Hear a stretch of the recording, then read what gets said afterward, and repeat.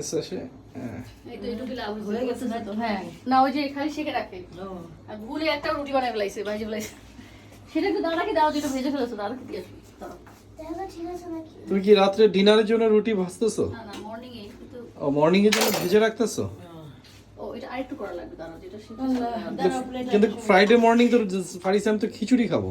না কালকে খিচুড়ি খাবো না, কালকে রুটি, কারণ রাতে আম্মুর বাসা দাওয়াত না, সকালে খিচুড়ি খাইলে পেট ভারী হয়ে যায়। গরম হয়ে যাচ্ছে। তাই দেখি সরো, দেখি ফারিসা কিভাবে ভাজে দেখি। ভাই সেটা দাও, এটা বলে দাদাকে দিও। আচ্ছা, আচ্ছা এটা একটু হবে বেশিক্ষণ, এটা একটু ভালো করে তুলে রাখো।